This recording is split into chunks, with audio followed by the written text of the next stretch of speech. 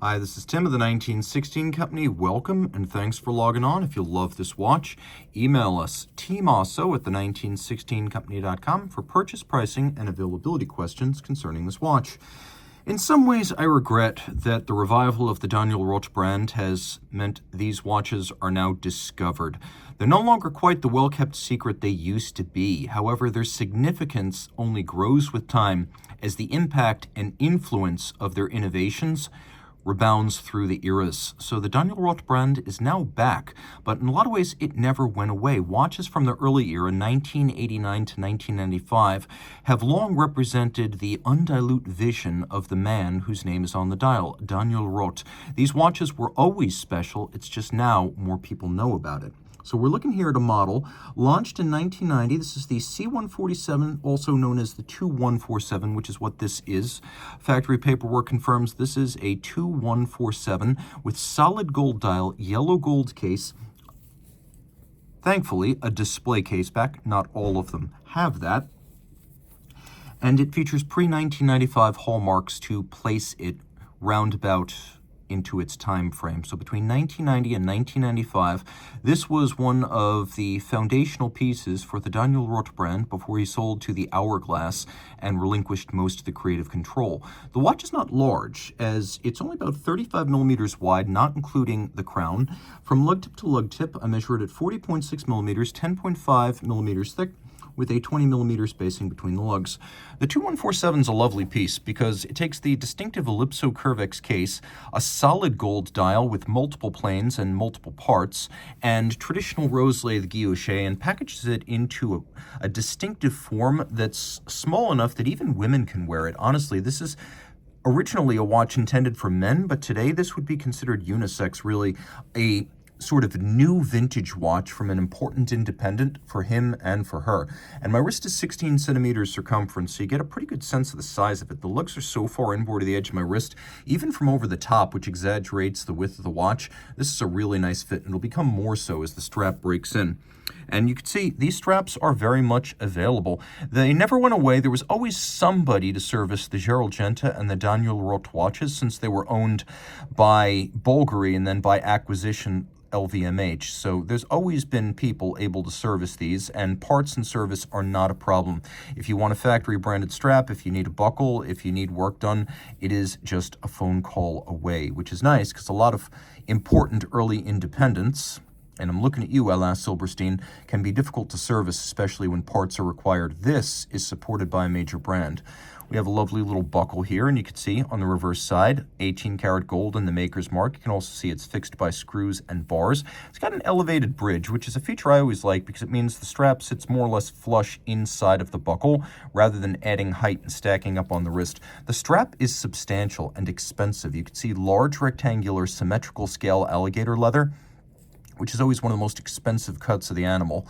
And then it's gloss black. It's got a little bolstering or stuffing to give it volume, a sheer cut side that's lacquered for refinement. There is a calfskin inlay on the bottom, and you can see the curved spring bars used to create less of an impediment to the motion of the strap against the edge of the case. Taking a quick look, you can see that these are lovely welded lugs. This is the old school of making cases. If you're only going to make a few dozen of any given model a year, you can afford to build the case and the lugs separately, weld them together, and then hand file away the gathered material from the weld to create super sharp breaks like that. Ellipso Curvex. It's curved and it's also an ellipse. The name is apropos. The crown, in historically true fashion, is unbranded because Daniel Roth, being French, honors the classics, and historically, most of the great masters would not have had branded crowns. We have a lot of nuance here. As you can see, there's a distinct mid-case gadroon that runs all the way around, and then everything's polished nicely. We have little shoulders for the oval-style chronograph pushers, and then we get to the dial, which sits beautifully balanced with a twin register layout. How much do you love the counterweight to that chronograph seconds hand? We have triangular indices at the end of blued hands. These are all fired blue. You can see the dial features multiple parts, but it is cut from solid gold on traditional lathes. So this is not a stamped guilloche or a laser or a drill cut guilloche as you often see today. This is the real deal, laboriously and slowly crafted by an artisan. Of course, this is a Le Mans based chrono. The relationship between Le Mans and Daniel Roth really dates back to a period when he was running Breguet, and he was designing movements for Lemania at the same time, often bringing back Lemania movements for use first in Breguet and later his own watches. So this is an age-old movement that has its roots in the early 1940s. It went to the moon as the Omega 321. The Lux version of the Lemania 2310 is the Lemania 2320. So the 2310 became the Omega 321. The 2320, which is just a finer version, became what you see right here. Now this movement is gorgeous, and you can see that it leaves no stone unturned. You've got satination and beveling on all the steel chronograph parts. The center screw and the crenellated tower of the column wheel are black polished. We have beautiful stripes across the bridges, though there are not a lot of bridges. The ones that there are beautifully striped. The beveling on the edge of the bridges is mirrored, rounded, and gorgeous, along with the polishing and beveling of the components of the steel swan's neck fine adjustment mechanism. Wheels are satinated. You can see there's engine turning on the base plate, and all screw heads are mirror finished, slotted, and chamfered. We have manual wind, 48 hours of power reserve, 18,000 vibrations per hour, 21 joules. It's 5-position adjusted, which is the high horology and chronometer standard. It uses an overcoil, you can see it right there, shaped by hand to ensure concentric breathing and thus consistent timekeeping in any physical position with respect to gravity. That's the point of an overcoil. Lateral clutch and a column wheel. Lateral clutch because, well, why not? We love lateral clutches. They're beautiful. Vertical clutches are generally hidden and ugly. This is as good as it gets. The column wheel feel is exemplary. There are some column wheels that fall short of the best cams in terms of feel, but when you feel one of the best column wheels, you realize why a cam chronograph at the upper end of what's possible could never be the highest of the high achievers. It's always going to be a really great column wheel, and this one has that feel. You could see the minute jumper and the heart cams, as well as the hammers that fall on them to recenter everything. It's just a gorgeous execution, a beautiful watch. It was 30 meters water resistant in its day, though don't take those chances today.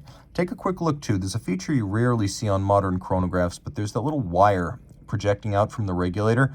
That's called a hooking guard, and it's designed to prevent an overcoil hairspring from getting hung up on the regulator under conditions of shock. Take a look at the bridge below the balance. This is where a lot of manufacturers will drop their pack and get lazy. Not here. You can see it's been satin brushed and mirror beveled on its side. Even the well of the jewel for the anchor has been internally beveled. Really great attention to detail. And the nice thing about these smaller Daniel Roth watches is that the movement nicely fits the case. They weren't designed at the same time, and yet somehow we get a lovely hand and glove. This is the definition of a collectible. No, it's not worth what an early Journe brass movement tourbillon would be, or anything with George Daniels on the dial, but let me be perfectly honest, in terms of sheer imagination and quality, or historical relevance, it's hard to do better. Reach out to Team Mosso at the 1916company.com for purchase and pricing details.